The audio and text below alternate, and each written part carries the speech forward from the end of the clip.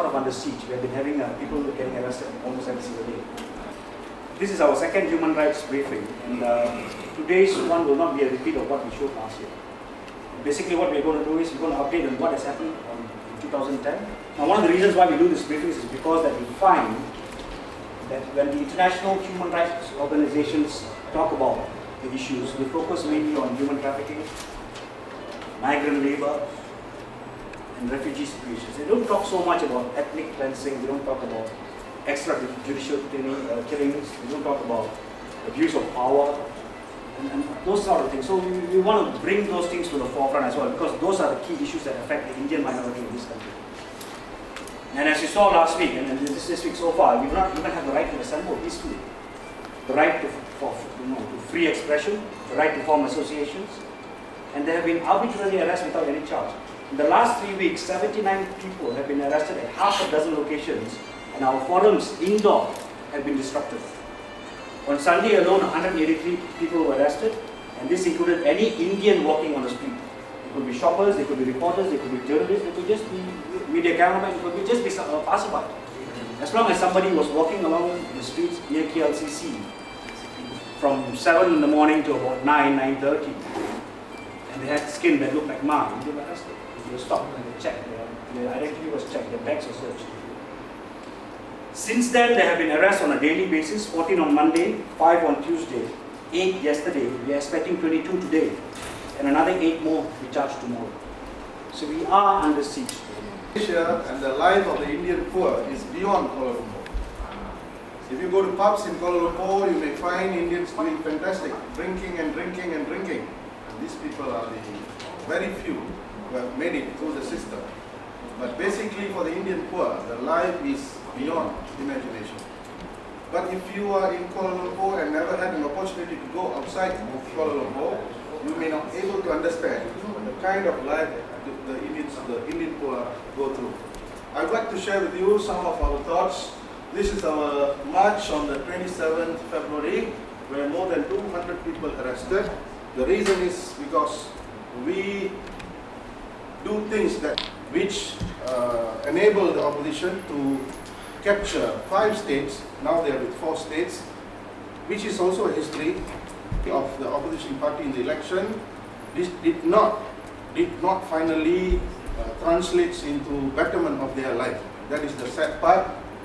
Indians voted opposition, but nothing much happened until now. Like Mr. Jeevan said just now, the problems are still the same. Nobody wants to take the responsibility, and they just keep on going with this a system that is very difficult for us to fight. Then finally, 2010, HRP was born, and Human Rights Party is all about fighting for the poor, the victims of racism in this country. Next year. Indian poor, we are not racist, we are the victims of racism. Government-sponsored, state-sponsored racism. This is our biggest problem, because we don't have problem with the Malays or Chinese people. We don't have, Malays don't go and demolish our temples. Chinese don't do anything to us. The problem is we are facing problem from the government, the mighty UMNO government. So it's very difficult for us to fight. And our problems of these victims of racism are A to Z. From the day a baby is born until the burial ground, we have problems. We are denied, segregated and marginalized in every aspect of our life. And these issues are serious, but no takers. Nobody wants to talk about India, including the Indian professionals. We are only a few who are willingly come out, and we want to share that there's something seriously wrong in this country. We are becoming one of the most racist nations in the world, and the world doesn't know what's happening. That is one of the reasons why we have this meeting today, to share with you that what you see outside is not the truth at all. In most countries, in fact in every country, education is the primary root, primary stability that every country, every government will try to bring up all their citizens up using education. Whether it's Singapore, Indonesia, Sweden, Switzerland, US, everybody, every country, they will make sure all their citizens get the best of education. However, in Malaysia, it's in the reverse. In the Constitution, Article 12 of the Constitution provides rights in respect of education. 12, Part 1. Without prejudice to the generality of Article 8, there shall be no discrimination against any citizen on the grounds only of religion, race, descent, or place of birth. Part A states, in the administration of any educational institution maintained by a public authority, and in particular the admission of pupils or students or the payment of fees. That's in the Constitution. Almost all deserving Indian students are denied places in the 20 government-run universities in Malaysia. They'll have token 1 or 2, like what is mentioned, just for the media. But in the rest, they're denied. Indian students are excluded from the 200,000 places in the university UITM, which only admits the Malay Muslim students. Are there any universities in this world that admits only one race? Any? In your country, please tell me. Indonesia, how many percent Muslims? Do we have any universities that admits only one race? In Malaysia, we have 200,000 places in university UITM, which only admits the Malay Muslim students. This is from Putusan Malaysia, January 1st, 2009. However, about 10% of the intake every year into UITM are foreign students. They take foreign students, but they don't take non-Malays in UITM. It is only during a democratic process, such as in the general elections, that the Indian vote is equal to another. It's only that time, it's that one moment in time, that an Indian is equal to a Malay. An Indian is equal to a Chinese. An Indian is equal to a Iban. And only at that moment and time, we are equal. Rest of it, we are bottom there. So, for starters, we will be standing in these targeted areas come the next general election against Barisan Nasional. Whether Pakatan Raya chooses to be a spoiler to us is really up to them. Equality is already a privilege now in this country. So we are going to use this opportunity on the general elections to traverse around the country and tell everybody, preach to them, you like it, preach to you that look here, equality is not a privilege.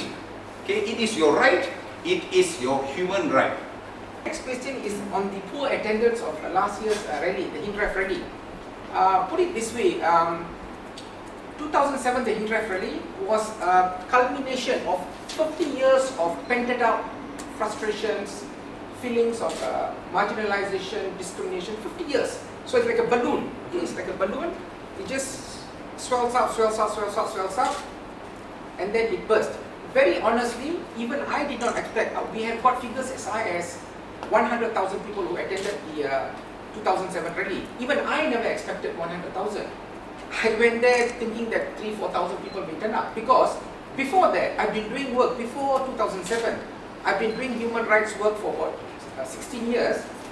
We could not get 4 people to join us. We could not get 5 members of the public to join us. We go for the public. We cannot think along the lines of the Western civil society mindset. No, we are Malaysia. After my release, especially after my release from ISA detention on the 9th of May 2009, we are going around, we concede, okay, we concede that the government machinery is very powerful. They give the impression, look, the 5 HINREF lawyers have been released, the problems are solved, and the masses in the ground, they feel happy. So this last Sunday's event, we expected 1,000-2,000 people, okay. I think about that figure would have come, but the authorities, you see, if it was poor turnout, I have my friends also told me what poor turnout. Why was Kuala Lumpur shut down? One. Okay. If it was really poor turnout, that means nobody turned up. For example, media reports that there were 300 people who gathered at the temple. Okay. The whole city center. So the first few people who come, they arrest them. They arrest them. Of course, the government says 109 were arrested, but our estimate is about 300. Of course, today they say about 200 people arrested. So within 200 to 300 people were actually arrested. So the first 5 who come are arrested. The next 10 who come are arrested. One person goes to survey, is arrested. So they nip it at the very butt. Buses, we have people calling us, buses that come from outstation either turn back, you say go away, or even 5 Indians in a car, they could see through you. Somehow they have this equipment. They see through you, they either arrest you or they send you away. You better go or you'll be arrested. So they succeeded in managing it, nipping it at the bud. The Singapore reporter asked me last week, whether we are trying to emulate the Arab state, Egypt and Tunisia, whether we are trying to follow what Tunisia and Arab are trying to do to cause a demonstration in Malaysia last Sunday. And I said no, this was planned way ahead, way before Tunisia, way before Egypt was planned. So the reporters being what they are, that's the answer they want from you. So they try to prompt me to say yes, we followed Egypt. So I tried convincing the Singapore reporter, no, we did not follow. We are not up to Egypt. We are not taking Tunisian lines. So when she started pushing me, I said no, we didn't want to follow. The Arabs followed us. The Arabs followed us, not the other way around. Whereas in the West, the white men will bend backwards to champion the black man's interest, to champion the Arab's interest. I know, I lived in London for 5 years, but it doesn't happen in Malaysia. There's either one self-censorship or it is not our editorial policy. It is not trustworthy. Why it is not trustworthy? Because the victim is an Indian. So it doesn't really matter. So the proof is in our website. Day to day we're reporting on a day-to-day basis. Which even then, that is only the tip of the iceberg.